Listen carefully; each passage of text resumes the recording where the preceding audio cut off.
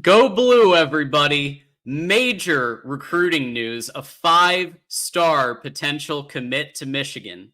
Can we trust Sharon Moore? Picking up the pieces and the Illinois preview, all coming up next on Michigan Wolverines Live. You guys should check out Michigan Wolverine Live. They're out here doing great things, doing great podcasts, great live shows. They're really just doing their thing, help them blow up.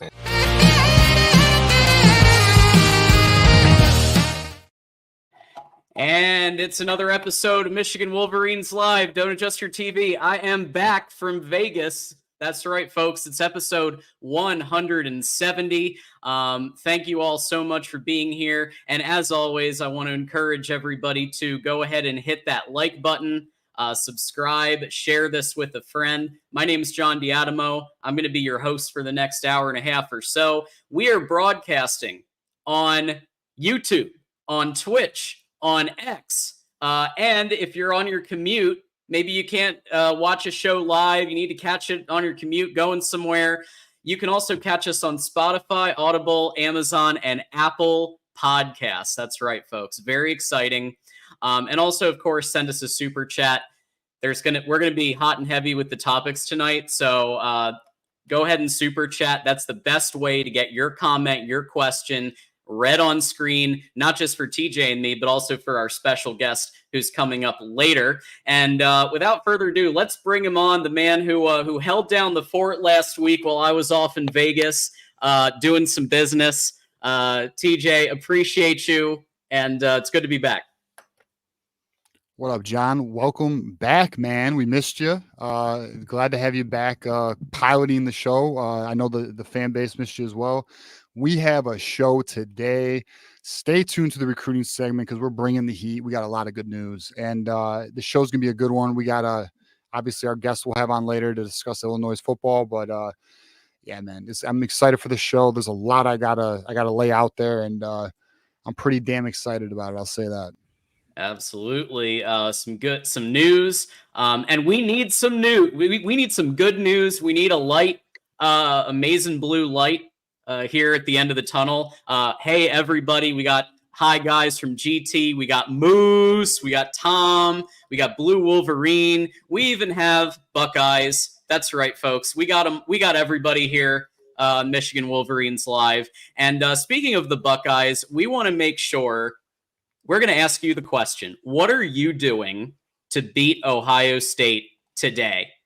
We are now a little bit closer. We're not exactly where we were, but we are a little bit closer to Kenneth Grant taking third base Ryan Day's spot and overtaking the voice of college football, Ohio State. It was at 400. We're at 370 now. So we're back now trending in the right direction, but everybody got to hit that subscribe button and tell your friends too also, so we can catch the Ohio State channel, the voice of college football. Yeah. I mean, we should be a lot further in this graphic, but Ohio State hit a home run. They hit a grand slam on a simulation that I know our community loves so much. They got a simulation with like 14,000 views, 70 subscribers. Somehow it just went viral. So yeah, that really cranked them back up. We were around 320. Now we got a 50 subscriber gap. We'll make it up. I believe in Michigan Nation. They're going to help us out here. We're 370 away from catching those sons of bitches, and we're going to do it. I don't know when, but it's going to come. And when we do catch them, I'm telling you, we're going to celebrate. I'll tell you that. Oh yeah. Oh yeah. Party show coming up, folks. But everybody got to tell their friends, tell their Uncle Ronnie, tell their whoever. Hit that sub button so we can catch Ohio State.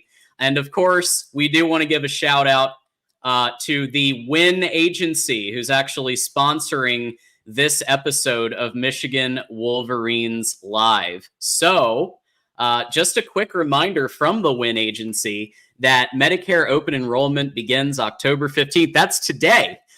Whether you're turning 65 soon or already on Medicare, this is the perfect time to explore new plans and make sure you're getting the best coverage for your needs. If you'd like to review your options or see what new plans are available, send them an email at office@winagency.com or give them a call at 810-241-3562. They are here to help you navigate this important decision. thanks to the Win Agency. They've been sponsoring our Michigan Postgame Live every Saturday, and today they are generously lending the sponsorship to Michigan Wolverines Live, TJ. Yeah, I mean, excellent people. They are there to help you. If you guys have any interest in getting quotes and figuring out, maybe they can get a better plan for you, reach out to Win Agency. They are good people. I personally am working with Win Agency, so I highly recommend them. Fantastic individuals and Michigan fans. So we should support our own. Shout out to Win Agency. Absolutely. That's right. We got a Win Agency right here commenting. A great, good-looking group of people, and helping out the Wolverines. I mean, you can't beat that. Okay. With all that said, let's begin with this.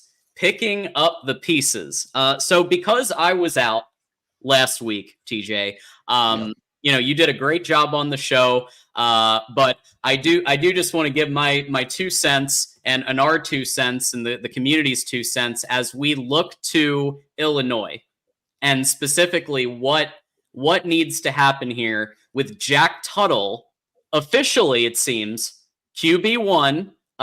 He's gotten now the week leading up. We had the bye week, and now leading up to Illinois. He's QB1, and I gotta just ask: is there anybody in your knowledge or that you've seen that might be rising up to be a piece that could be around him? Colston Loveland, the obvious first one. He's the obvious target for any quarterback. I don't care who you are. You're looking for the 6'5" guy who can get separation really easily. But I guess, like, how do you build around Jack Tuttle? Here as you try to salvage the season and try to still make a potentially, hopefully, a playoff run, or at the very least have a solid bowl. Yeah, I mean, for me, I think we all agree Colston Loveland's got to be your focal point, right? I do think they need to make sure they lock into Khalil Mullins as RB1 and then utilize Donovan Edwards as a weapon. We've discussed that. Now, what else can they do? What about wide receiver, right? So for me, I think it's time to unleash Amarion Walker. I think you need to put Amarion Walker at the X and you put Tyler Morris at the Z. That's what I think you do. Because now that Jack Tuttle's out there, I feel Tyler Morris will start to see a little more production. I think that's kind of the path there. But I want Amarion Walker out there at the X. I don't want Kendrick Bell out there. I don't want CJ Charleston out there. There's certain wide receivers that they put out there like CJ Charleston, Kendrick Bell, where it's obvious run tells because they're good run blockers. No, it's time to put in my opinion, what you do Amarion Walker, you stretch the field, create a diversion, make the defense respect you. They will have to. You allow your underneath routes with Colston Loveland, Donovan Edwards, and Tyler Morris, maybe even Samaj Morgan, to develop. That's what they need to do. And with Jack Tuttle, they should be able to accomplish this. Another week of practice. I'm looking forward to it. I'm very excited to see how Michigan looks coming out of the bye. Yeah, likewise, TJ. I saw something with Amarion Walker that I think that they can build on. And I guess my only thing is if he could do that and be that, medium threat, at least, semi deep threat, it's taken this long to even utilize him in that way. And I guess it's better late than never. Yeah, well, they're searching for answers. They're searching for answers because the guys they originally anticipated to play these roles are not stepping to the plate. It's gonna be interesting to see, with Jack Tuttle now the starter, if they give guys fresh opportunities such as Tyler Morris, Samaj Morgan, etc. It's gonna be, in my opinion, it's a new season. Like with Jack Tuttle at the helm, with more time, in practice, because, for those who don't know, the week of the game against Washington, that was Jack Tuttle's first week of full participation, his first time getting back into the groove of things. And he had a hell of a first few drives. So now he's got more time under his belt. He's getting a little more comfortable. 3 weeks of practice now. He should be good to go. Looking forward to it. Yes, DF, our buddy DF, who's been a ride or die for this show.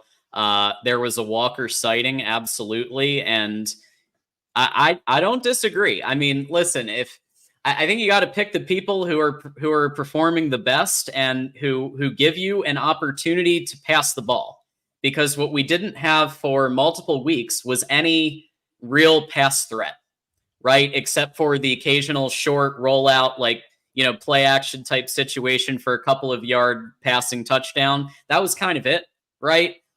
So having somebody who can diversify it a little bit, I think that is key. But what I'm more concerned about, TJ, is the defensive talent that's on this team. Will Johnson probably going top 3, top 5 in the draft. Mason Graham going high in the draft. Kenneth Grant, maybe a second round pick, or even 31st, 32nd, somewhere in there. How does that get fixed? Because that to me is a conductor of the orchestra might not be the right one. Right. Yeah, because you have the talent. There's no question about it. We have the talent on the defense. That defense should not be performing at 115th ranked in the nation passing defense. It should not be ranked where it is in total defense. There's no question that Wink Martindale really needs to have some reflection here and adjust his current approach and tactic, because he has shown the ability to coach the defense at times, but then he goes back to his old tendencies. He puts the defense in vulnerable positions. It's up to Wink and Sharon to make sure that they come with the right approach out of this bye week. We're going to find out against Illinois. It's going to be a great test for not only the team, but also, for us fans to see what does this coaching staff really have. This bye week is going to show us the reality of the coaching staff. Like, we're going to find out, can they learn? Can they grow? Were the first few weeks just like a learning curve? Have they identified their strengths and their weaknesses? Are they self-scouting? Are they self-aware of the reality of things? Because, there are some things we're going to talk about a little later in the show, John, that gives me some optimism that they are becoming aware of their weak points. But we'll get into that a little bit later. Yeah, very excited to talk about that. Again, they're finally, it looks like, seeing the light in a couple of instances. But our buddy GT, YouTube member as well with the 5, wish we were coming off a win, but the bye week couldn't have come at a better time, in my opinion. I'm hoping we can regroup and these coaches figure things out. First of all, thank you for the 5. Second of all, yes, would have been nicer to come off a win, especially against a team that, just like Michigan, changed its coaches, personnel. In fact, they went through, I'd say, even more of a change than Michigan did, because Washington kind of just is a different team. Like, at least Michigan's got some talent that came back. But yeah, I'm with you, GT. It is a good time for a bye, especially against an Illinois team that is out for blood. Let's just be real. They're out for blood. They want to beat Michigan real bad. With that said, we're going to get to O-line here in just a second, but we do want to encourage everybody. You just saw a super chat from a YouTube member. You can become a YouTube member here at Michigan Football, at the Voice of College Football, starting at just $2.99 a month. And then as you go up the ladder, you can do more and more with your membership. Be part of Hangouts, be part of things. So we have 3 levels of membership: leaders and best for $2.99. Those who stay will be champions at $4.99. And then, of course, our Connor Stallions espionage team at $9.99 membership. All of those support us. Gifting membership supports us too. Because gifting memberships means you're supporting us, but then you're also giving 1 or 5 people a membership.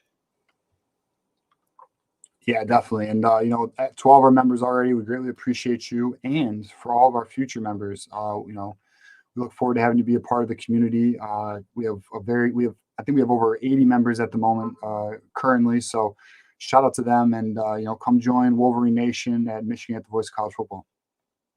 Absolutely. And this is a good comment to bring us into O-line. Again, from a YouTube member, The Bull, B-Dub, who you've seen call in many times. If Percy doesn't play right tackle, then there is zero trust. Bull, that's a great segue into O-line shakeup coming. It does sound like, TJ, that they are finally seeing the light, and that Greg Crippen is looking to be the starting center, and potentially a change at right tackle to Jeff Percy. Well, geez, John, who could have saw this coming? Yeah. It couldn't have been us telling them to do this, could it? Because we've been yelling for weeks that Crippen needs to be the starting center and Jeff Percy needs to be right tackle. But I'm glad the coaches could finally, self-reflect, self-scout, and make the correct adjustments here. Because it's funny, John. Like, one thing I hope our viewers can appreciate, and it's not just us. Our community has also been screaming from the rooftops for a lot of these changes as well. But we have been steps ahead of the coaching staff on the correct adjustments for this program in terms of players, in terms of schematically speaking, things that they need to try to attempt. And this is just another one that will put a feather in our cap. It does appear Crippen's going to get the start at center, which we have, again, voiced very strongly over the last few weeks, John. And we have voiced extremely strongly in our fan base, the community as well. Evan Link is not it. We know this. We knew he this. Just ain't it. Yeah, Percy is it. Percy is the correct response, is what he is. So now it's time to see. Let's see. It appears a meritocracy maybe going into play now instead of just a future outlook, which appeared to be their approach before. Now you have Crippen at center. Now you have Percy at right tackle. Miles Hinton's going to be back. You have Jack Tuttle at quarterback. Hopefully they handle the running back situation appropriately, and they can utilize these players to their strengths, and we can see a more competent offense like we saw for a few drives against Washington. Yeah, it's true. It did take quite a few games to get there, but it looks like there was some type of love fest with Evan Link behind the scenes. I don't know if he was just getting in with the right people. I don't know if he was just a State Street champion and he was just killing it in practice against the defense, like every single play he was in. I don't know what was going on, but he got killed enough. He got cooked enough against the defenses that it seems like there's finally a change that's going to be happening. Yeah, hopefully this is a great learning point for the coaching staff. I'll be honest. I'm glad to hear, and I'm glad for him to publicize these changes. But damn, John, these were obvious. These were obvious, and it took them so long to make these adjustments. That's a bit of a red flag, but we will let it go. Make the correct adjustments, win some games. Let's see what this team can do with the right players at the right positions. Absolutely. And I think it's important to shore up that O-line because we have some recruiting news. And I think that if this person just to really ice that and drive this home, it might be good to get the O-line shored up because it sounds like, according to Steve Wiltfong, usually when he drops a commit, it's 99%. It looks like Babalola, who we have been talking about on this program for a long time, is coming to Michigan. So let's talk about that. What do you think that the driving factor was here in Babalola?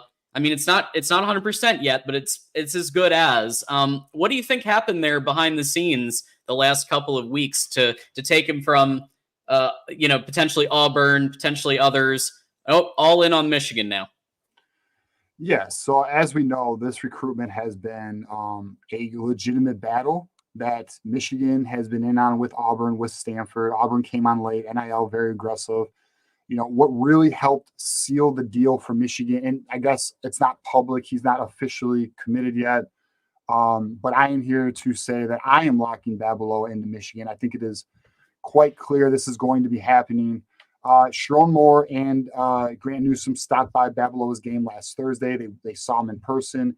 They made a hell of a closing pitch, I would say, to secure Babalola, the 5-star offensive monster.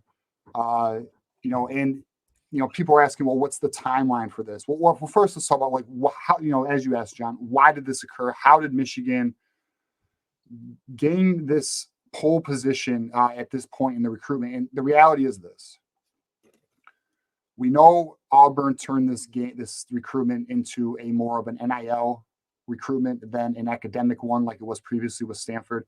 Michigan has stepped up.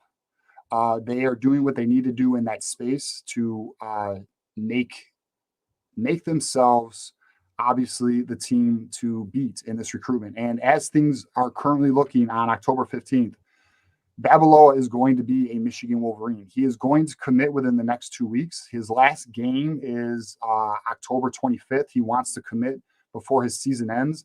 There's some buzz. It may be sooner than later. It could very well be this week. It could be as soon as tonight. That's from what I've heard. So at any point from now into the next 2 weeks, Babalola will be turning blue to Michigan. By all accounts, what has sold Babalola is offensive line development. Academics do have some value here. It's not like they completely lost their significance in this recruitment, but Michigan playing ball, NIL, those three things, as well as Sharon Moore personally visiting him last Thursday, I guess just put it over the edge. So shout out to Sharon Moore doing what he needs to do here. This is a major get, guys. This is literally, figuratively, and literally, Babalola is a monster, and this is a monster addition to the class. So we are looking forward to seeing him join us. And there's a lot of buzz that this commitment, when it comes, is going to trickle or set off some dominoes for more. Michigan's on the brink of landing not just one commitment, but more. So we will see how that transpires. Obviously we got some more players we're going to get into, but very good news.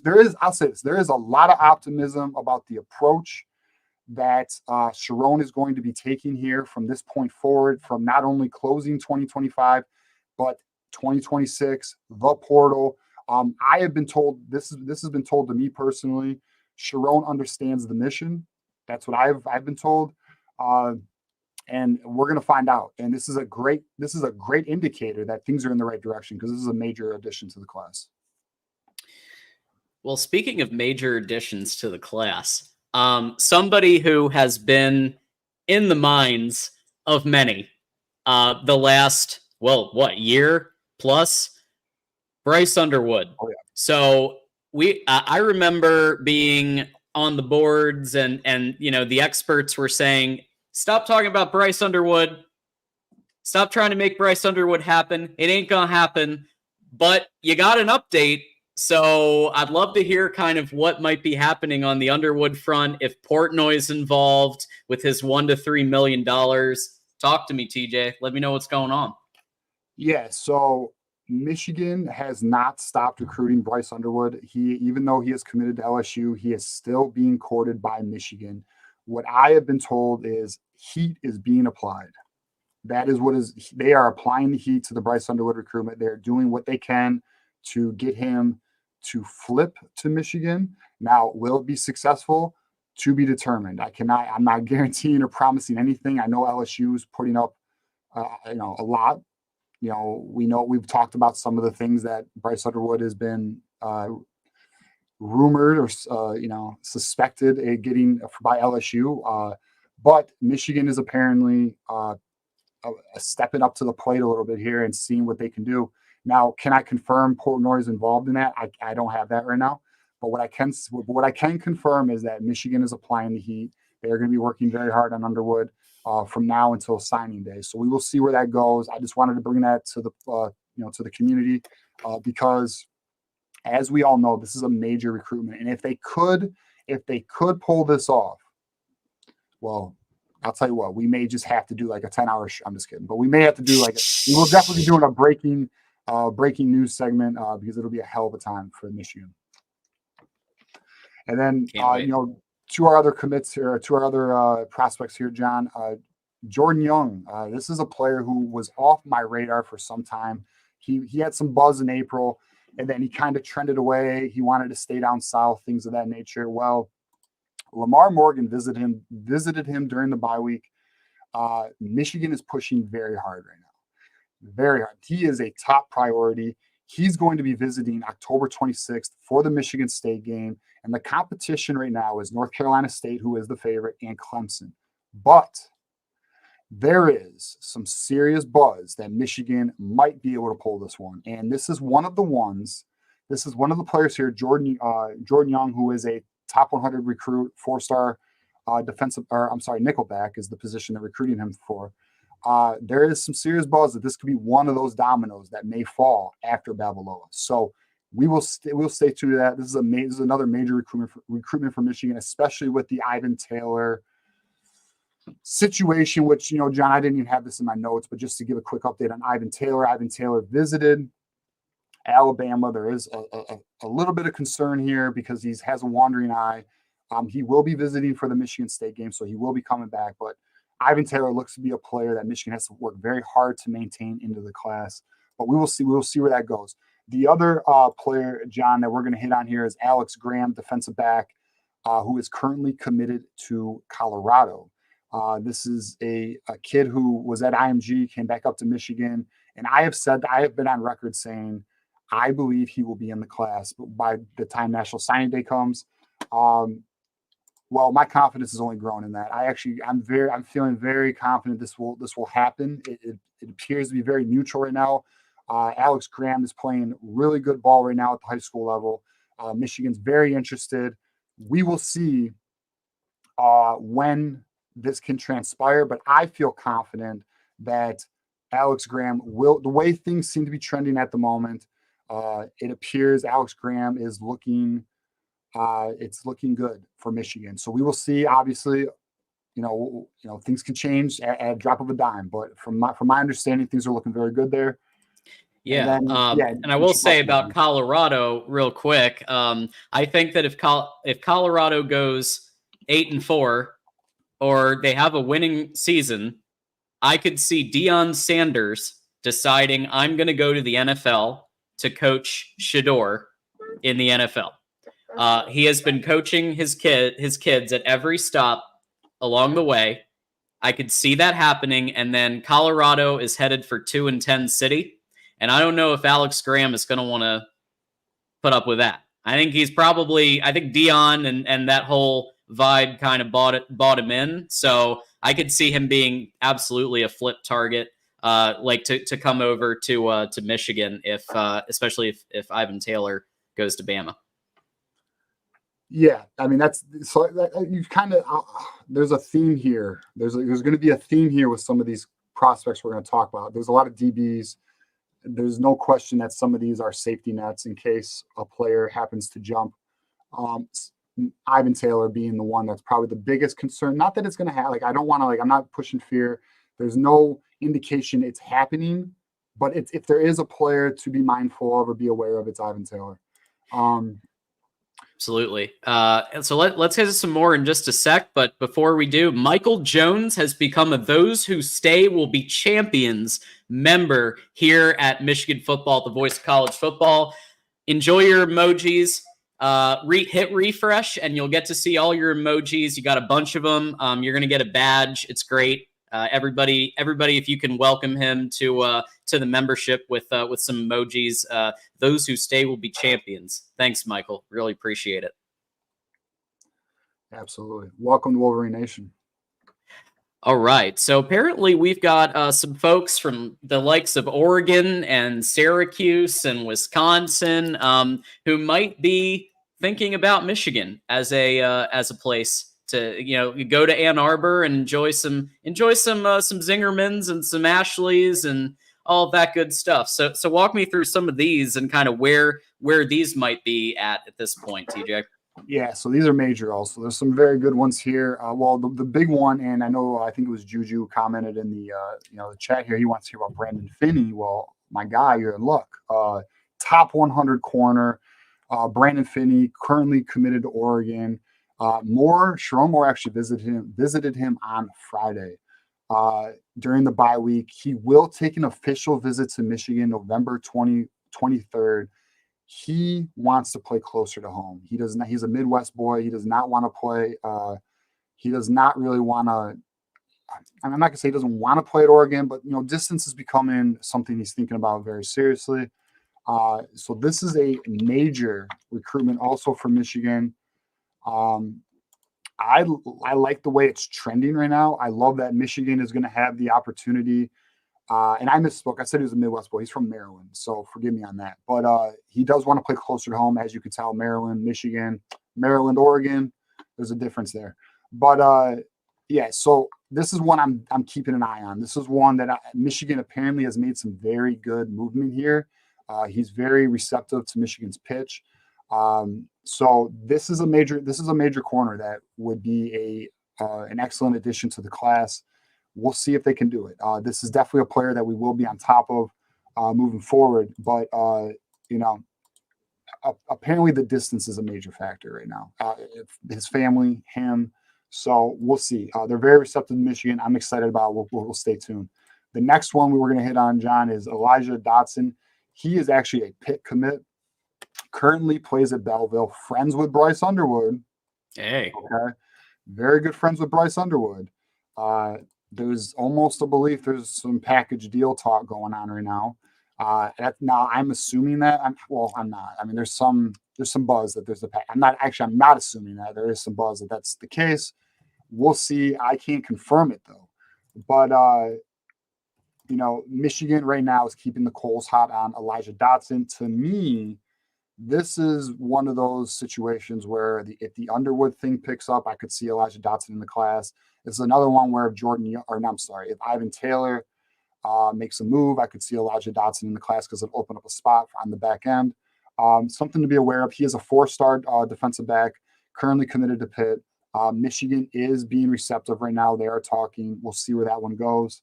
The next player, John, is Quante Gillians, who is a 3-star defensive lineman, Syracuse commit.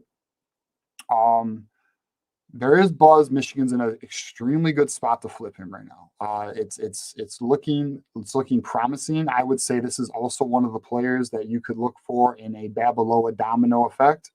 Now I'm going to be transparent here. I am not as I wouldn't categorize this player on the level of an impact player.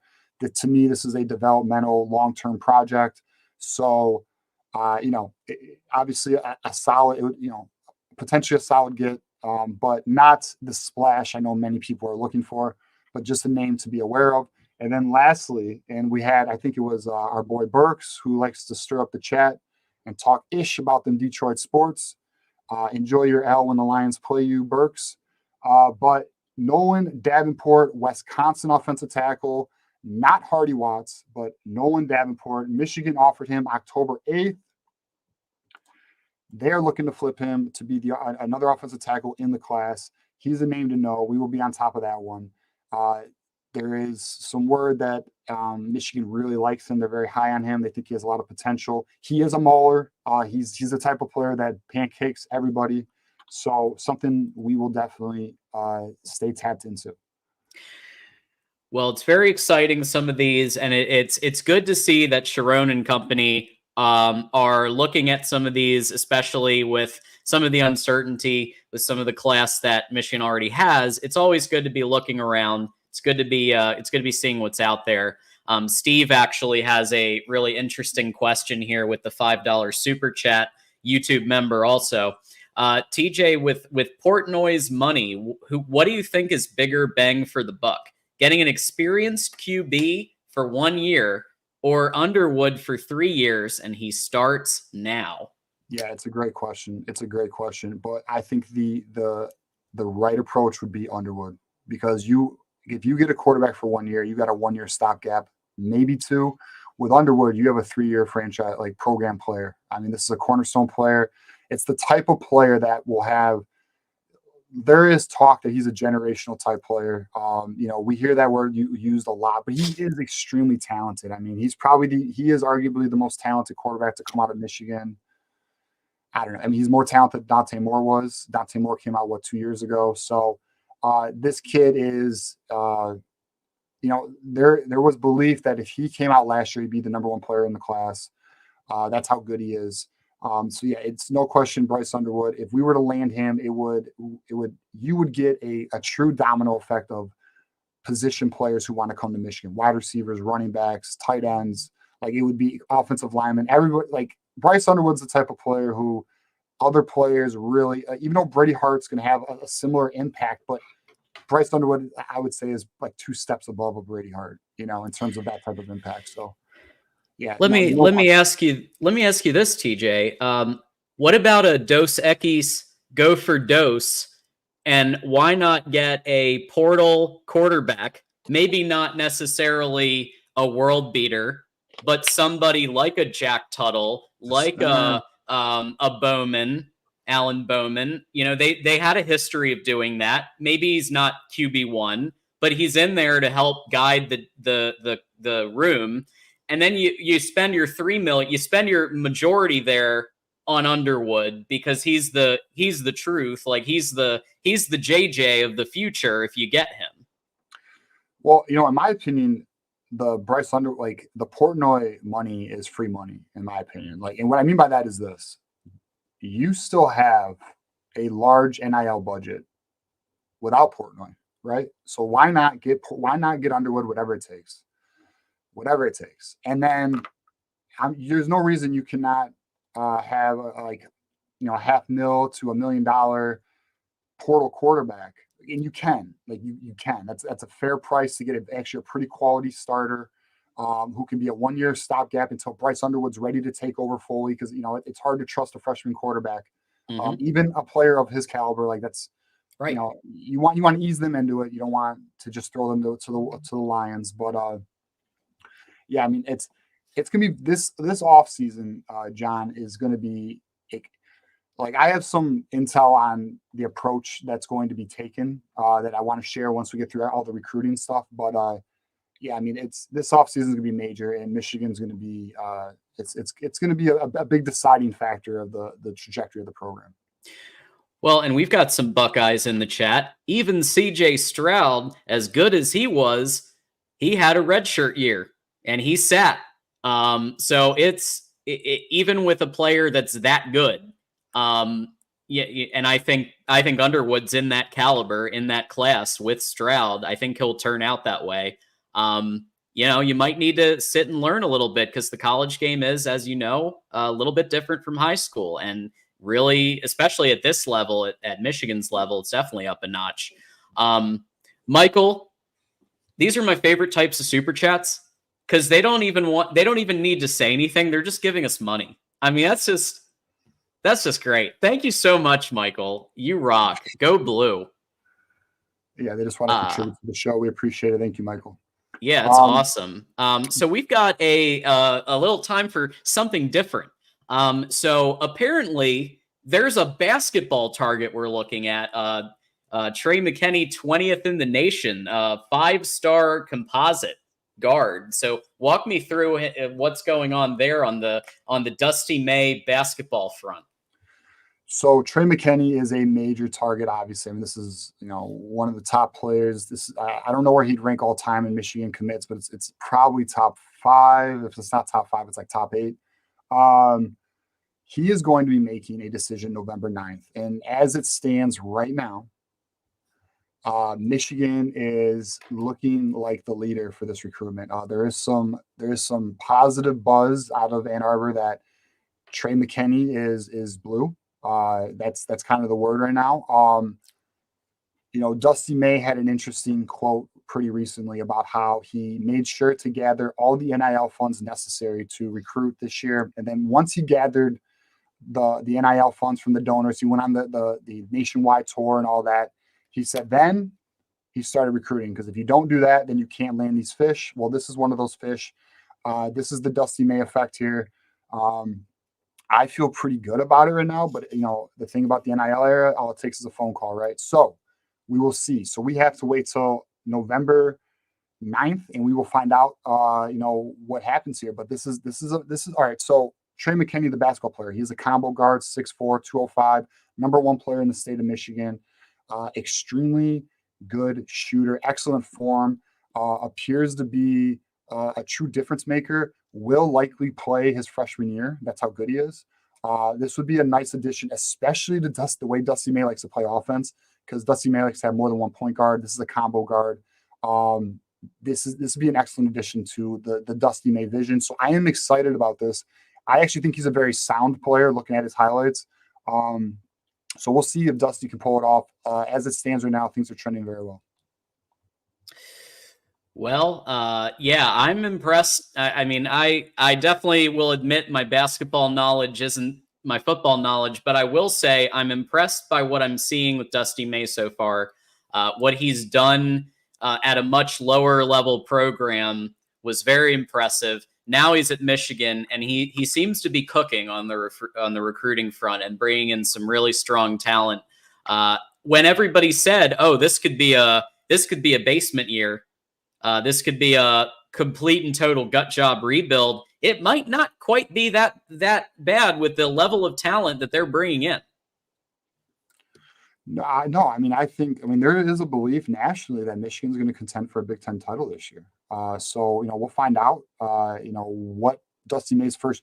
I'll say this, Dusty May expects to contend for a Big Ten title. That's his expectation this year. So we'll see. I mean, we're going to watch it together. I do think we're going to be better than last year. I'm pretty positive about that. I mean, there's only one way to go is up from last year. But, I'm pretty excited about the basketball season. We will definitely cover it once the season kicks off going forward. So, stay tuned to that.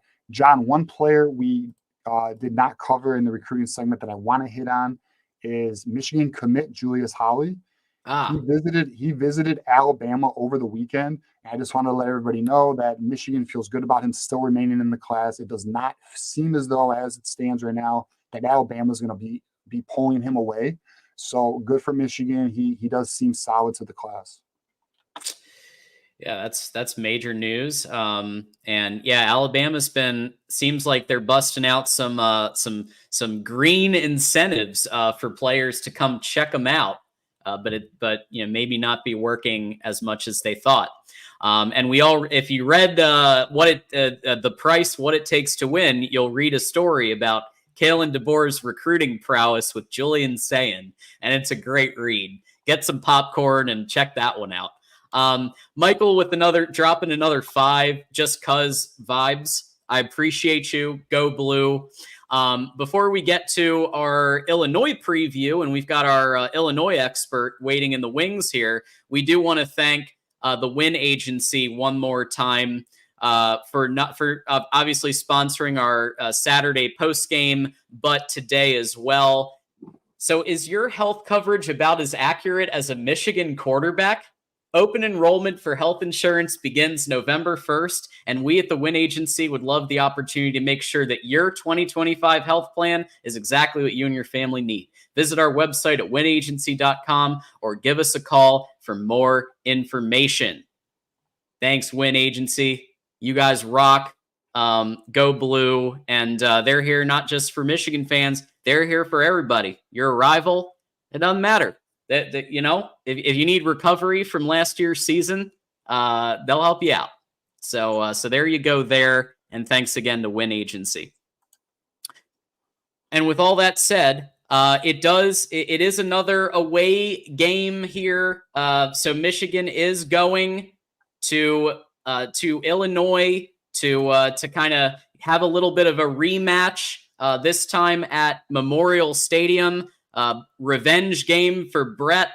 And to help us cover this, we have a friend of the network, somebody who's on the network, who I've done shows with. He's a great dude. We got Sonny Verma in the house.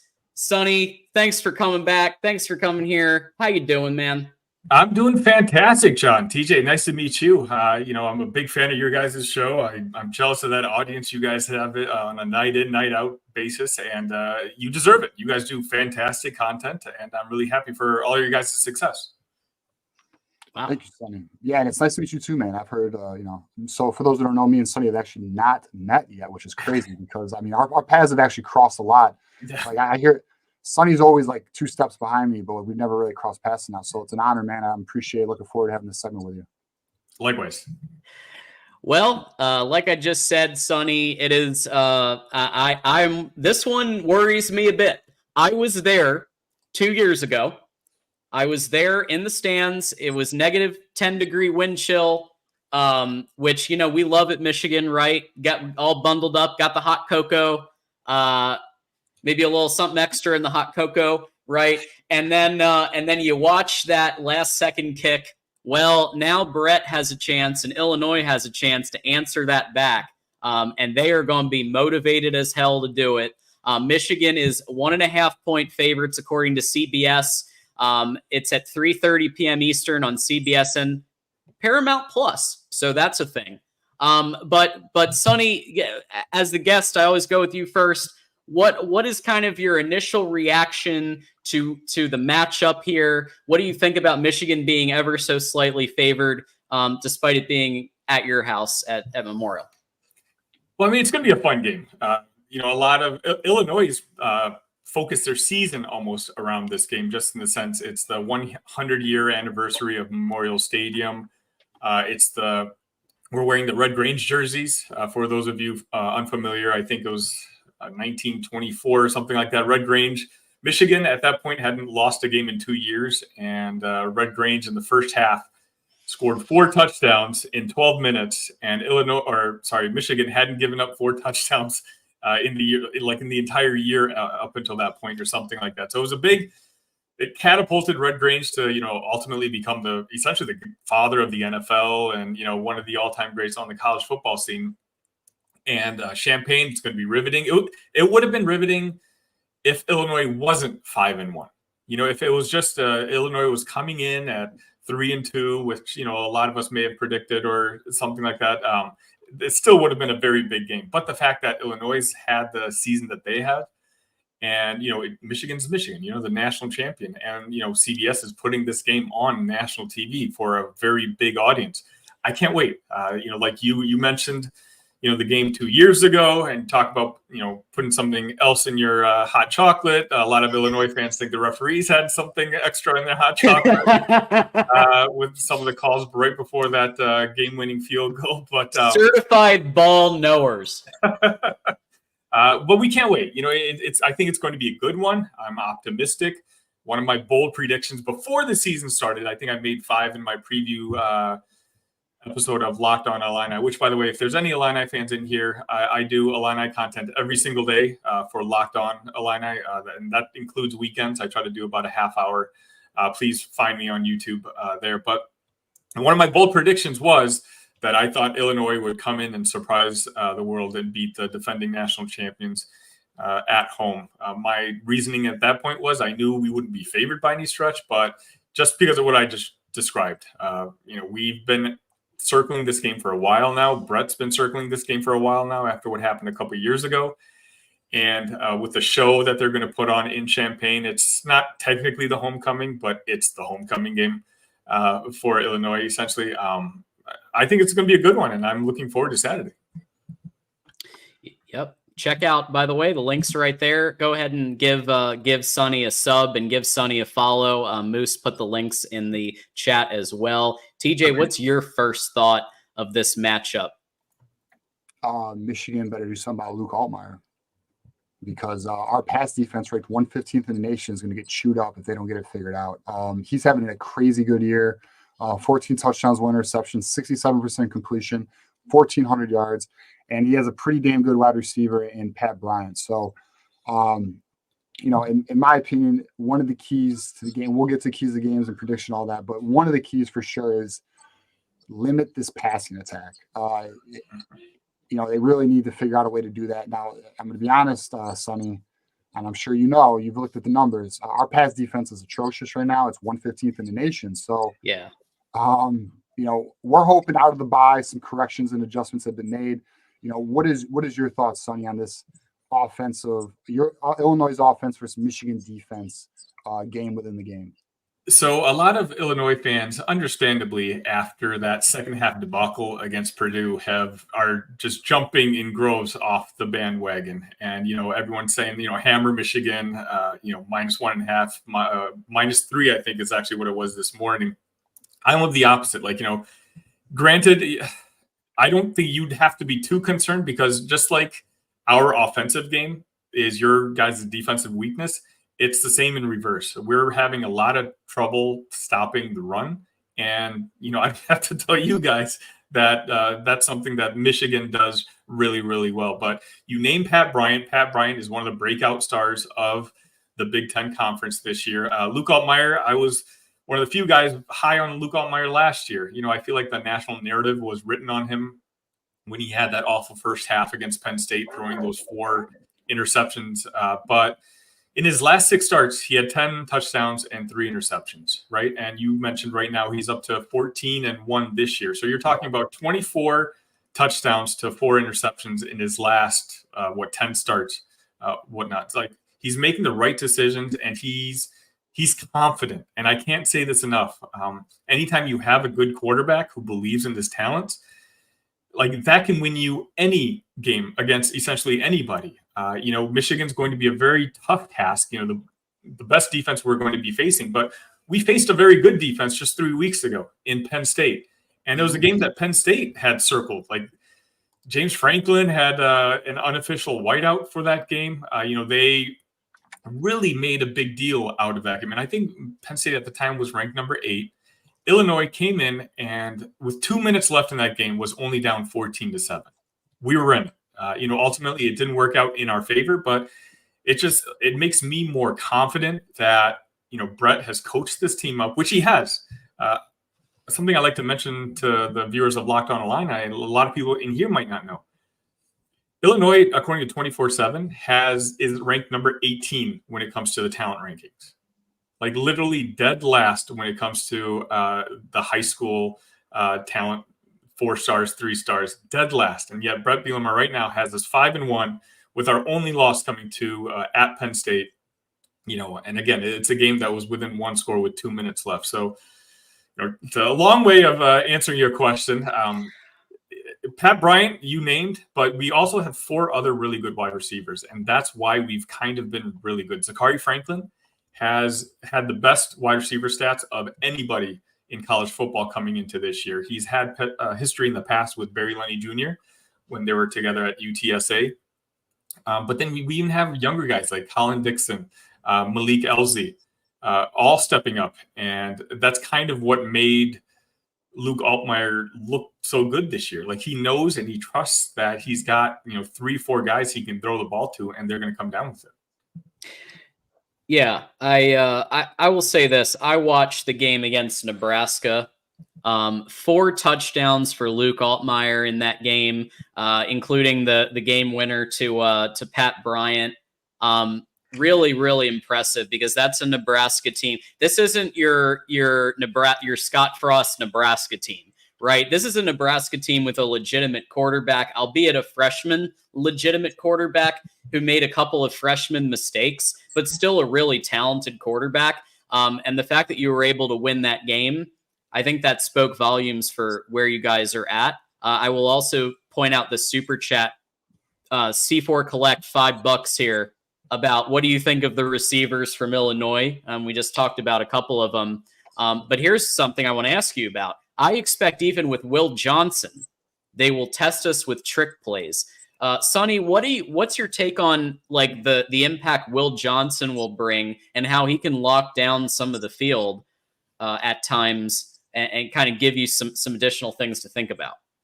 Yeah, I mean, and he's going to be a huge factor. It's going to be a lot of it's going to be on Barry Lenny Jr., who's our offensive coordinator, basically finding out where Will Johnson is not. Because wherever he isn't, that means you got 3 playmakers that you can still go to. Forgive my ignorance. Like, is Will Johnson a guy who follows a receiver, or does he stay on one side of the field? Is he one of those? Like, which one does he tend to do? He will blanket a receiver. Like when we played against Marvin Harrison Jr., he blanketed him. Like, it just depends. Sometimes he will stay on one side of the field, but it depends on the matchup. Fair enough. Okay, so then I'd probably guess he would be guarding Pat Bryant in this particular game. But yes, I would say they're going to put him against Pat Bryant. But with Wink Martindale, you never know. Maybe he's going to be guarding someone random. You never know with Wink Martindale. He's been a little bit of a loose cannon with his personnel decision making at times. Well, see, like having said that, then you look at guys like Zachary Franklin, who I just mentioned. He's had more receiving yards and I believe touchdowns as well than anyone else in college football coming into this year. Hank Beatty has emerged over the last couple of weeks. It's, you can take away one part of Illinois' offense, but the difference about this year's team compared to the last few years is that we have playmakers, at least on the offensive side, like in multiples. Our running back is probably going to be gone, Caden Fagan. He was a surprise absence from the Purdue game, and it looks like he might have a longer-term injury, but Josh McCray played really well in his place. Josh McCray had a fantastic freshman year. A lot of people remember for Illinois a couple years ago. And so, we'll see. It's the defensive side that I'm more worried about than the offensive side. TJ, any final thoughts on the offense-defense matchup here? Yeah, I mean, to me, this game, like, it really comes down to Michigan's pass defense against this offensive attack. I feel confident in Michigan's ability to stop the run here. I don't think Illinois it's competent rushing, but it's not the threat that this passing game can be. So to me, it's about making sure that our back end is handling its job, because if not, it could be a long day. Yeah, the sub 100 pass defense definitely gives me pause against a quarterback like Luke Altmaier and some of these receivers. They've really got to step it up, and I'd love to see Will Johnson not just be on an island, but play a little bit more to the receiver, like he did against Ohio State and Marvin Harrison Jr. last year. And he didn't win every single time, but he did get a pretty critical interception against Marvin Harrison Jr. And if they take that mentality, then there could actually be some impact there. Elisha, I think, opens up the other side very well with the $5 super chat here. So now that Tuttle is here, I can see Kirk improving. I guess Kirk Campbell. I think Tuttle will make our offense more explosive. He offers what Orji and Warren can do, run and pass. Thank you, Elisha, for that. And I think that's a really great opening to Illinois' defense versus Michigan's offense. So 2 years ago, Illinois' defense looked real good. Real good. And people talked about the offense. They talked about DeVito. They talked about Chase Brown. They talked about but the defense looked like a world beater. They looked like they could win the Big Ten championship, at least when I saw it at the stadium, right?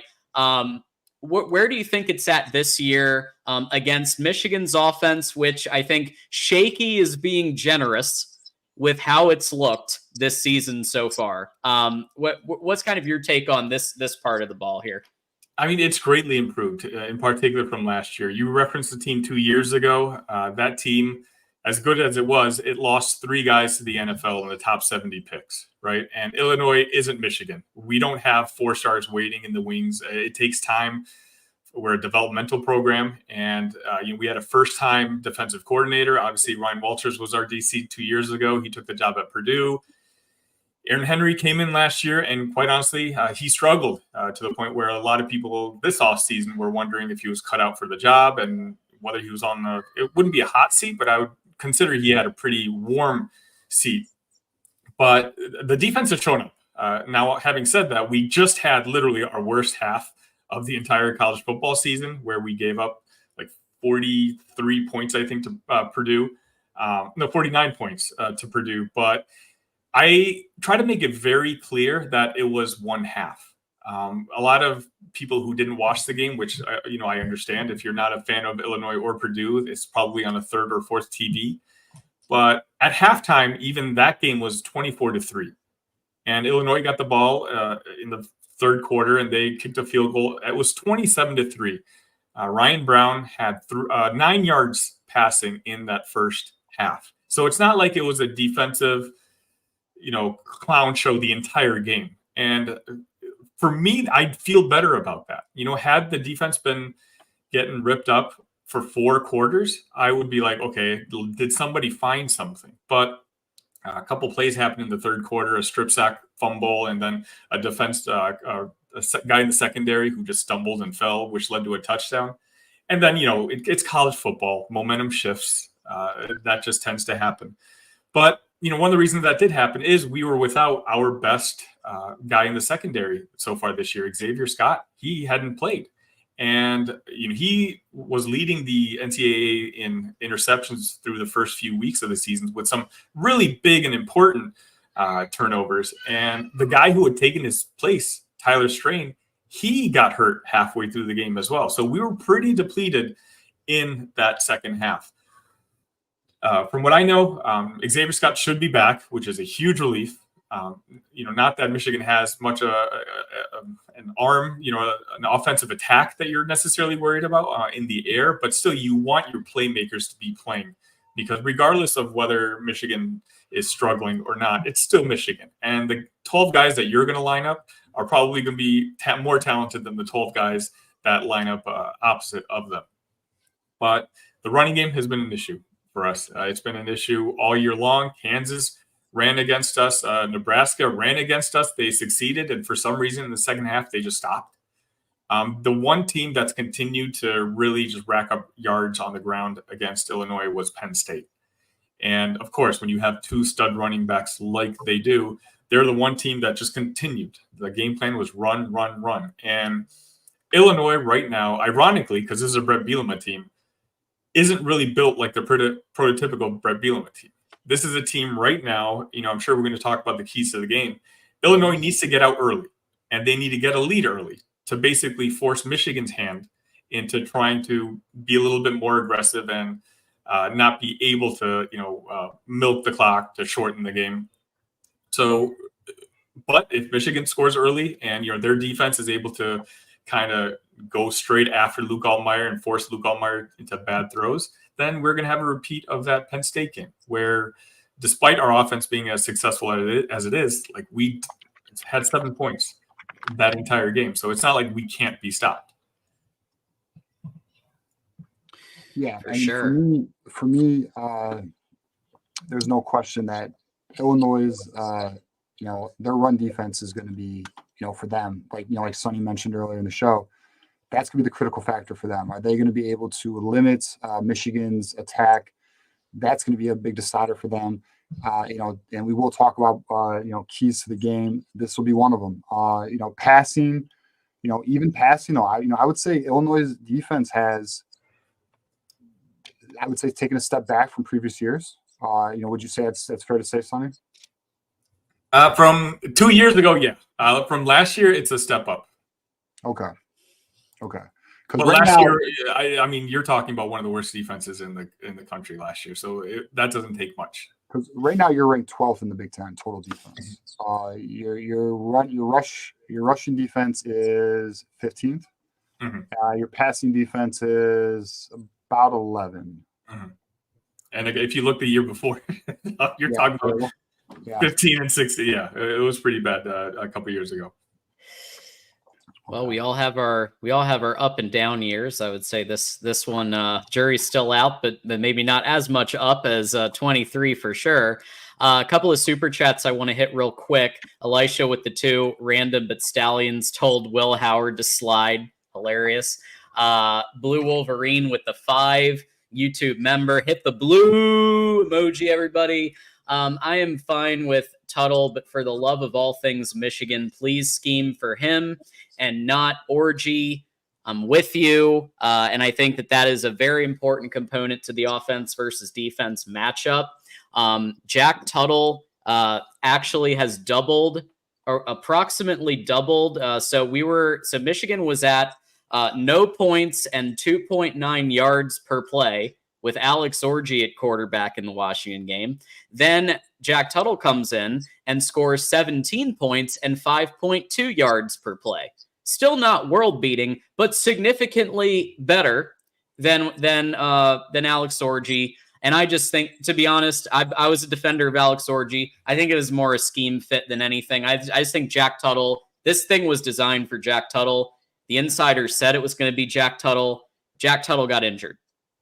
And so then you had your musical chairs for a couple of games. But now he's back, and he seems like a competent enough quarterback, which is really all you need when you have Kalel Mullings, who we haven't really talked about too much. But he's such a game changer when it comes to, you need 5 yards. he'll get you 7.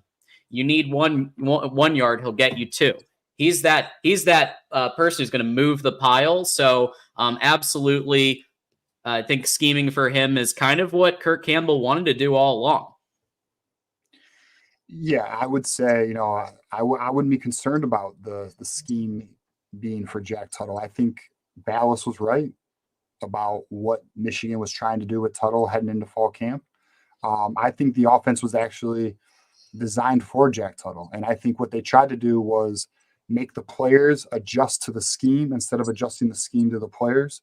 And I think that's why you saw the poor approach to the offense with Davis Warren in the beginning. Then you saw in the Arkansas State game, they started to adjust the scheme to him. And then you saw the same thing with Alex Orji, and then they adjusted the scheme to Alex Orji. The coach seems to be a bit reactive to that, but they finally have their guy at quarterback. We'll see what they can do, man. I mean, I'm excited about it because it's new and there's hope. We hope that it's improved from what we've seen. Hopefully the coaching staff has a good game plan for this game because we need it. Like Sonny, I'm gonna be honest, man. We need this victory. That Washington loss has a bad taste in our mouth. We want our season to survive. So I know we're coming to get the victory, but I know Illinois. I know Brett Bielema, he wants his victory too. Yeah, I mean, if you really think about it, Indiana is a story of the Big Ten right now, with their early success. But if Illinois can come in with a victory on Saturday, I'm not delusional. 2 weeks from now, when we go to Oregon, we're going to lose that game. But after that, we've basically finished the tough part of our schedule, and we should be favored the remainder of that schedule. So not that I'm even hinting that it could happen, but I'm saying it's plausible that if the ball bounces correctly, Illinois can be 10-2 at this point at the end of the year, with their only losses to being what I'm going to assume is a 1-loss Penn State team. I'm assuming they lose, to Ohio State, and Oregon, who may or may not have 1 loss. That's quite the resume, especially when you compare them to an Indiana who is racking up wins, but they're just now entering their tough part of the schedule. And we'll see how legitimate they are once they kind of have to go up against some of the more physical teams in the Big Ten. So it's a huge game for Illinois too, not just on the field because of all the celebrations that's going to be going on, but for the long-term implications of what this season, like what the ceiling of the season could be.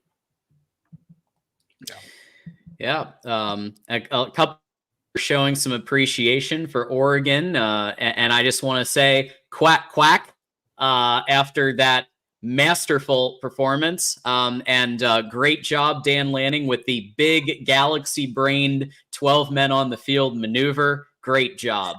So with all that said, keys to the game. This is that revenge game for Brett. It's at your house, Sonny. What does Illinois need to do to pull out the victory at Memorial? That place is going to be rocking. It's going to be a sold-out crowd. Illinois has done really, really well this year. I think every single game they've scored on their opening drive. And they're going to have to repeat that on Saturday. I think the key for Illinois is going to try to go up 2 scores, because then all of a sudden the pressure is on Michigan to try to keep up. And, their game plan of trying to, run out the clock all of a sudden, may not be the best method to win. So key for sure is to embrace the crowd, embrace that energy. Like I said, it's going to be rocking. Try to get up early, because all of a sudden, if the defense can zero in on Luke Altmaier, then we're in trouble. Our offensive line, the interior, has struggled. Our tackles, both transfers coming in, J.C. Davis and Melvin Priestley, they've been fine. But the interior of the offensive line has been struggling. So, as long as we can keep an honest running game, just keep the defense honest somewhat and let Luke do what he's essentially done all year long. I can't change my opinion now. Again, if in the offseason, Michigan probably would have been a 10-point favorite in this game. And now the fact that Illinois is 5-1 coming into this game and Michigan has had a couple of struggles, it'd be silly of me to jump off my prediction now. So, I still think, Illinois can come out victorious. Am I super confident on it? No, but am I more confident than 90% of my fellow Illini fans? Certainly.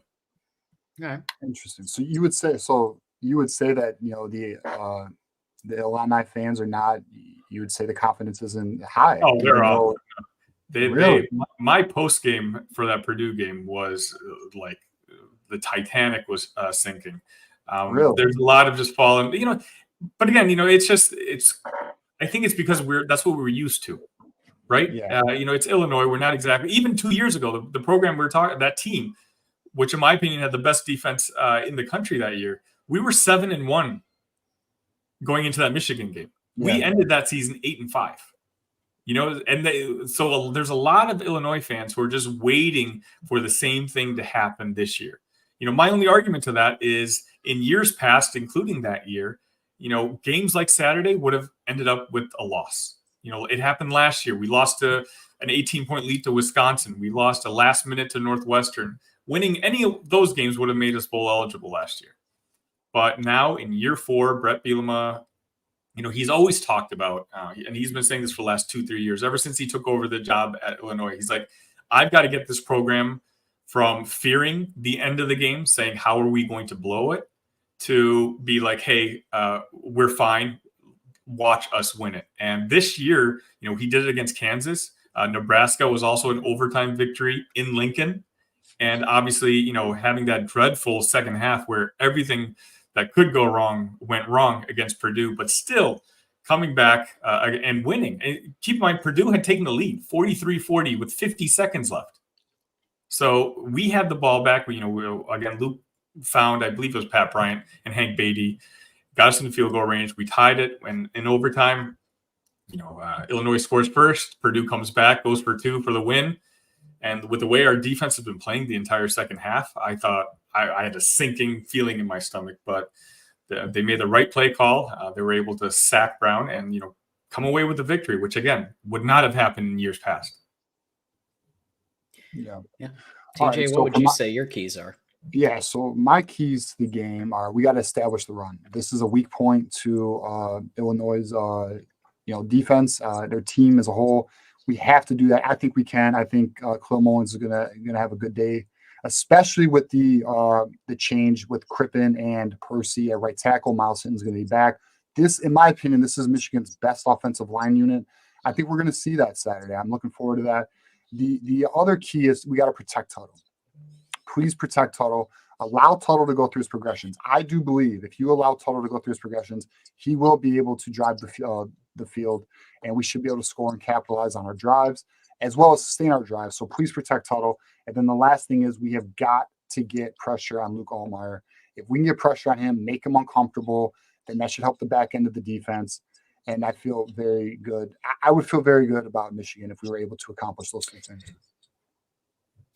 Yeah. The question that I want to ask, I want to ask it to the coaches. So more of a metaphorical question is, can you actually stick to the run if it's working? If it's working, keep going with it. Khalil Mullins is your guy, and there's been this hesitancy for whatever reason to go all into that.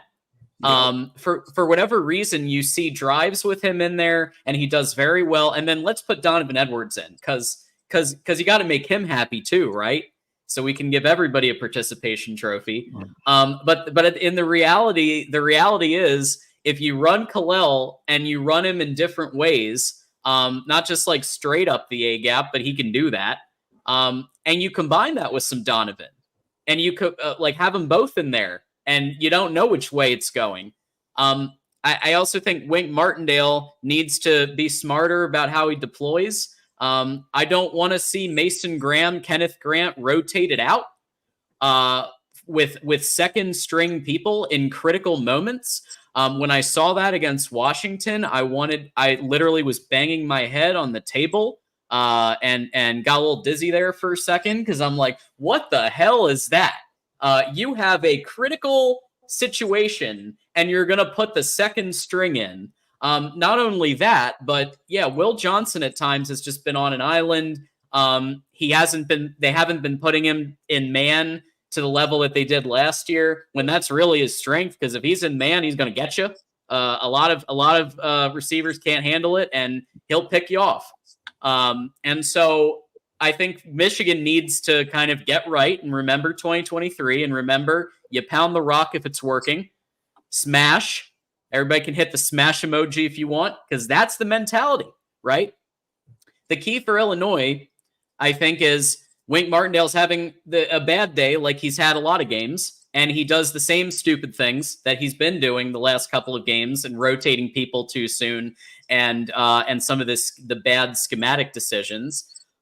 And I also think that, you pick Jack Tuttle off a couple of times, as we saw against Washington.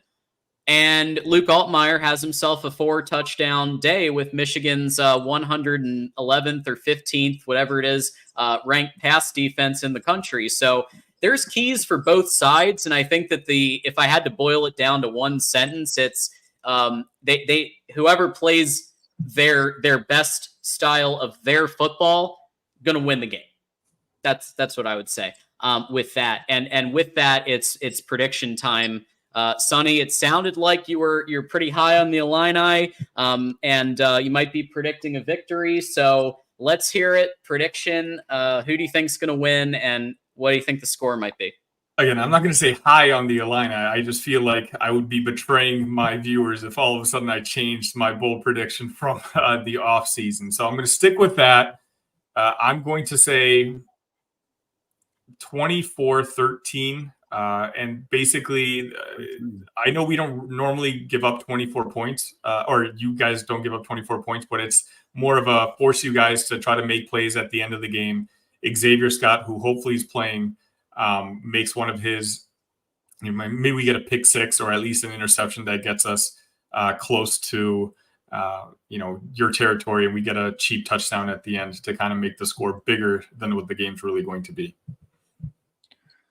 Yeah, all right. So I have 13. What an insult. But so I have us 24-21 Michigan. I think the boys regroup. I think the coaching staff learns from their mistakes. I think we make proper adjustments. I think they are starting to put the best players at the right positions. I think we're hungry, and I think we're going to go into. I think we're going to go on the road. We're going to get this victory, and I'm hoping we have a hell of a post game, John. If not, it's going to be hell in the post game. I'll tell you that. It's going to be a wild one. And on top of that, we really need this victory, because if the trajectory of this season is going to take a hard dive if we take this out. Yep. Yes, I think Sharon Moore knows he's got to put his best people, his best plays. He can't just coast, go vanilla, and let's save a bunch of stuff for Oregon. No. You lose this game, you're screwed. You're not getting into the playoff because there's no way Michigan goes and runs the table the rest of the way. The schedule's too hard. So I think it's going to be 21-17 Michigan. They get that dub when they need it most. Before we get to final thoughts, Sonny, we do have one more super chat that related to this game, which I think he is one of our historians and the host of our Alabama show here, Jackson Johnson with the 5. Friday will be the 100th anniversary of the Red Grange one-man performance against Michigan, where Illinois won the matchup 39-14. Exactly right. And again, one thing you guys will notice on Saturday, we're going to be playing in what looks like the leather uniforms from way back then. It's going to be fun. Brett Bielema for 2 or 3 years has been on Nike's back to get special jerseys just for that game. And so, it came through, and it's going to be fun. And thanks, everybody, for putting your score prediction. We got Tim Prangley here, Trojan Conquest Live in the house. So thank you all. There we go. We got 34-24. Michigan's going to score 34 points. I would love that. I will be so happy coming onto the post-game show if Michigan scores 34 points. Holy crap. That would be amazing. Let's hope, Moose. Well, with that said, Sonny, as always, I want to thank you for taking your time, being patient with us, and then coming on here and giving your takes on Illinois. Locked On Illini, Illinicast, voice of college football. To give people a final thought and where they can find you. Yeah, again, I do a lot of content really on YouTube at this point. I've got 2 Illinois channels. Definitely find me at Locked On Illini. That's where, again, I'm throwing out 30 minutes every single day. You can also find me at Big Ten Show with another friend of the Voice of College Football, Justin Adams. He does the Nebraska channel. Me and him do a weekly Big Ten show. You just talk about the conference in general. I also help out here at the Voice of College Football with the Texas Longhorns. I just recently moved out to Austin, so I'm kind of in the scene, and I get the vibes of the city, especially with the team doing as well as it does. But more important than all of that, definitely just hit the like button here and support these guys who are always grinding away. Every time I open up YouTube, I see you guys on my screen, and I always appreciate other people who continue to grind. Thank you. That means a lot, Sonny. Yeah, everybody, I'm going to ask every single one of you in this chat right now to go over, support Sonny, hit the subscribe button on all of these shows that they're putting on here. Go ahead and give him some follows. Wolverine Nation comes through with the following. I think all of our guests have gone up, and I want that same vibe for Sonny. So let's get some follows going for him. Thank you to Jackson for always being here and doing that with us. Sonny, we will see you soon. Be on Locked On here. So we're excited for that. And thanks for stopping by, man. Thank you guys for having me. Good luck every game except for Saturday. Yeah, we're gonna be talking. Just so you know, we're gonna be talking some shit leading up to that game. All right. You know where to find me. Yeah. There it is. All right. Thanks, Sonny. All right. With that said, TJ, we do have a couple more super chats to hit. So we've got Elisha with a question for us. Does Amarian Walker see more playing time? I think he will. I think they're going. We already saw them starting to utilize him against the Washington game. He made the play when he was targeted. I actually think Amarian Walker. I don't have intel here. This is assumption. But I do believe that they're going to be looking for answers. I think Amarian Walker is an answer. I think Amarian Walker should be the X wide receiver. I do know he needs to do a little better job with run blocking and things like that. But I hope to see a larger snap count for him this game. Agreed. After what he showed, there's something there. There's some promise there. Jack Tuttle seems to be able to find him. Let's see if it continues. And Elisha with another one, DJ Khaled over here. $2. Is Percy starting right tackle this game? Let's fucking hope so. The vibe is yes. So Crippen's been confirmed. He will be starting. There's a very strong belief Percy's going to be starting over Evan Link, which is good. That's the right approach. This offensive line will be, Miles Hinton, Creevy, Crippen, Giovanni Alhadi, and Percy, which is the best starting 5 in my opinion. Let's see what they can do. Let them gel, get some chemistry here. I think it's going to be a more effective offensive line. I think with Jack Tuttle also behind them, you're going to see a quarterback with more pocket awareness, which will help the offensive line. I'm really looking forward to this game, John. I'm going to be honest. I'm not down. I'm not pessimistic at all. I'm optimistic. I'm very optimistic about this game, going into this game. I believe that the coaches are going to make the right adjustments here, and we're going to find out. We're going to find out this weekend. So when I was in Vegas, I was sleeping on this. The couple hours that I did sleep, I was sleeping on this, and I agree with you. I think that first half against Washington, I liked what I saw. Yep. Kirk Campbell's offense looked like it was coming alive. And it looked like the offense that I was hoping for coming into this season for the first time. All the pieces were doing what they were supposed to be doing. People were breaking out. You even saw Samaj Morgan. Where the hell has he been? He had a good one. You really started to see it. And I think what might have happened in the second half, TJ, is just like, number one, Jack Tuttle isn't used to playing as much, and his arm got a little bit tired. You could tell that by the end. And I don't think that they were really prepped well for him to go in because they were prepping for Alex Orji 60%. So with that said, with all this time now focused on Jack Tuttle playing with the ones, that should lead to more of what we saw in the first half we would hope. Yeah, no, I think that's a great point, John, because like we talked about, okay, that was the first week Jack Tuttle got to practice, but it wasn't even starter reps. So yeah, very good point. I think Michigan had a script, for that, for Jack Tuttle. I don't think it was impromptu. I think they've always had a plan for Jack Tuttle. I think Washington adapted and countered, and I don't think Michigan had a counter. And to be honest, guys, that is such a telltale sign of an inexperienced coaching staff when you cannot counter a counter. Like, there's there's a learning curve here. The boys got to get it together. The coaching staff's got to get it together here. I'm hoping that I believe Showmore is grinding right now. I mean, there's a lot of indication he's a all day, all night type guy. So let's see what they do. This is a great opportunity for them to build some trust back in the fan base. I'm looking forward to it. Moose, please don't get us demonetized. Moose You're with so the cool. 5. TJ and John, do you think Oregon is going to beat us badly? Asking for a friend. We'll see. I want to see what this team looks like. I'll be honest. I wasn't watching the Oregon OSU game. I see two teams that have vulnerability. I don't think they're I don't think they're the step above that those two fan bases claim they are.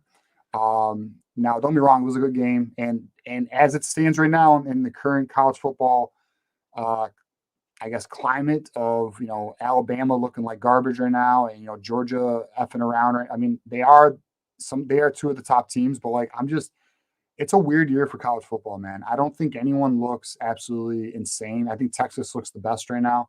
But yeah, I don't know. We'll find out. I want to see what Michigan looks like with this new approach, and then I'll give you a better answer. Hopefully, it's not like one of P. Diddy's freak-off parties, though. Elisha, you've been coming through all show. You've been coming through all season, actually, with the 5 here. Don't know if y'all covered the Oregon OSU game. Definitely watched that one. Loved it. Loved the ending. OSU run defense was leaky. Yes. Their front 4 was not as dominant. Just a crack there that we can expose. Yeah, I mean, I listen, Jack Sawyer, I've never been impressed with. Ohio State, they got some talent, but like to me, I don't think they're as wonderful as their fan base wants them to be. Denzel Burke got exposed. Now, unfortunately, we don't have the quarterback to probably expose them, but or the wide receivers. But I mean, I don't know. Ohio State, they're going to be a playoff team, but I mean, I don't know. I wasn't like, Jeremiah Smith's the real deal though. I mean, that kid's stupid good. So I'll give him that. But other than that, I mean, I'm not. Will Howard, good job, son. Good job. Let the clock run out. How many years has he been in the college game now? What, like 5, 6, 7? You know who wouldn't do that? Kyle McCord. Hey, yep. I bet if Kyle McCord, you would have won that game. I actually am with you on that. I don't think he would have done that. I think he would have found a way to keep a second on the clock. I'm about to get a tweet tomorrow by Garrison. Garrison's going to watch this and start coming at me. You and McCord again. Elisha with another one here with the 2. I do think Texas is the only true complete team right now. I don't think you're wrong. I think Alabama, when they're on, but they play with their food a lot. And they obviously lost to a Vandy team, which, their option looks good. But, I'm with you. Texas is the only team that week in and week out has just looked legit. Yeah, I mean, I'll say this, though. Wait till Georgia wakes up. Right. They seem like a team sleepwalking right now, knowing they're better than people and not taking it serious. I think once it gets more real, I don't – listen, I just don't think Georgia's going to play like this all year. I think they are just they did this not last year. They did this last year. They had some games where they had some lapses. Alabama's the real question. Tennessee's got exposed. So I mean, it's very interesting right now. It definitely does look like an Ohio State, Texas, Oregon, top 3 right now. I'm with you there. Elisha, who was heartbroken more? Joel Klatt seeing his Buckeyes lose. Well, he's a Colorado fan, but I know what you mean. He does tend to seem like he's a little for the Buckeyes sometimes. Or ESPN watching Georgia and Alabama struggling. You know what's funny is the Buckeye fan base thinks Joe Klatt's a Michigan guy. Yeah. Yeah, I mean, Georgia, yeah, I mean, ESPN, they live and die on SEC now. So they definitely want them to be in the playoff and looking good because that's only good for their pocketbook. I think Joe Klatt will be okay because he's got Colorado, and Colorado's actually winning some games right now. So it's true. The donations, the goodwill keeps flowing. We appreciate everybody. We'll keep reading them as long as they keep coming in. Beats and treats with the 2. Jeremiah Smith versus Will Johnson will be prime time. Good choice of words there, since we've been talking about Coach Prime all show. And I'm with you. I hope that Wink Martindale is intelligent enough to put Will Johnson against Jeremiah Smith, because the jury's out on that. But after what we saw last year against Marvin Harrison Jr., TJ, I've literally gone back and I've just watched the YouTube clip of just those two going against each other. It's just so fun to watch. Yeah, this will be the matchup. To be honest, it'll be a very big game for Will. It'll be a bigger game for Will Johnson than it is Jeremiah Smith. Now, it'd be great for Jeremiah Smith to test himself against one of the best corners in the nation. But this is a draft stock game. If Will Johnson's able to capitalize this game and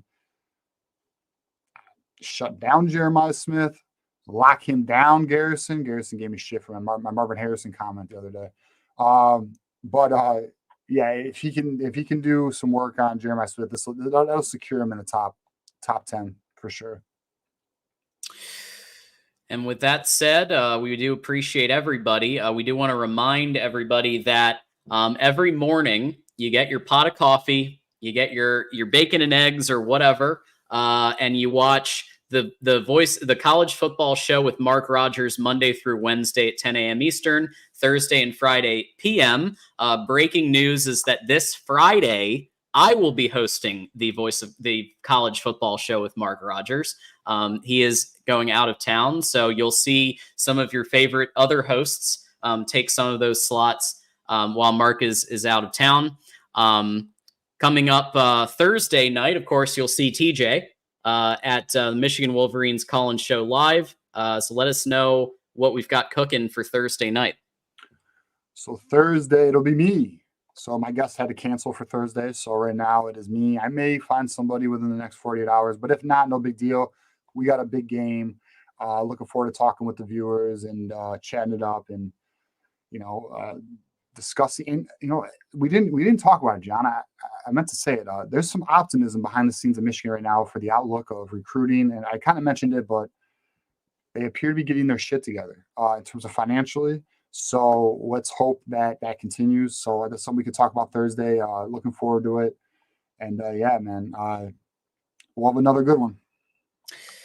And of course, we'll be together no matter win or lose. We'll go 4 hours, 5 hours, 6 hours, 7, whatever. It doesn't matter. You guys keep the super chats coming. We'll stay on the air with Michigan Postgame Live, sponsored by the Win Agency, Saturday after the Illinois game is over. So check us out there. One more super chat, it looks like, from Elisha. Is there any cornerback out there that has a better resume than Will Johnson? Marvin Harrison Jr., 2X, Washington wide receivers, Keon Coleman, Isaiah Bond. Not that I'm aware of, but I mean, is it possible there's one out there? I don't know. I'd have to look, do a deeper dive, but I mean, listen, Will Johnson's been tested, right? So he's, he also went against, Alabama last year. Yeah, I think Will Johnson has enough on tape to show NFL scouts that he's the real deal. Yeah, for sure. Yeah, thank you, Elisha. Yeah, I mean, that is a good list. Going up against like Rome Odunze, Marvin Harrison Jr., Keon Coleman, Isaiah Bond is legit, and we saw what he can do. Yeah, I'm with you. He's tested now. He's really, this is his prove it year to really show he can be a top 3 pick in the draft.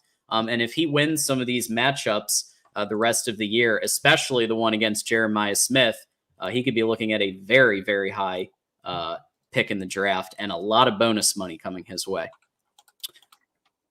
All right. So with that said, we do want to thank everybody for coming by. TJ, your turn to let us have a final thought and where can people follow you?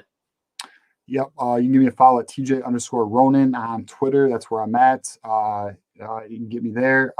Final thought. I am optimistic heading out of the bye. I feel that Michigan is going to make some corrections, make the right adjustments, come into this game pissed off. I think Jack Tuttle is a quarterback the offense is going to be more confident with. I'm looking forward to it. And this is a big test, as we've discussed. This is a big test for us. So we're going to find out what this coaching staff's about. Looking forward to it. And can't wait to talk about it with you, John, on Saturday. Likewise, man. And Double J putting up the link right here. TJ's X. Let's get him some more follows, everybody. We'll be supporting Thursday, obviously, and we'll be back Saturday. Go Blue, man. Let's hope for a great game. Go Blue. Okay, and it's on to me. And here is one final reminder that coming up next on the Voice of College Football Network is Trojan Conquest Live with Mark Rogers and Matt Zemek from Trojans Wire, who will be breaking down USC football. Check out their channel. They do a fantastic job. They are playing Maryland. So check out what they think about Maryland and all of that good stuff. Thank you, DF. My final thought is buckle up, folks, because this is the pivotal. You wouldn't think so. It's Illinois, but this is the pivotal game because Michigan wins. There's still hope. Michigan loses. Watch out for some business decisions. Watch out for some more second stringers playing because first stringers might be on more snap counts. This is the era of college football we're in, folks. Buckle up. So let's hope for a victory and go Blue. Thank you, Jackson, for putting my stuff out. I always forget. Go ahead and if you want to give me a follow, you can. And until next time, Johnny Amo saying go Blue, and we will see ya on the next show.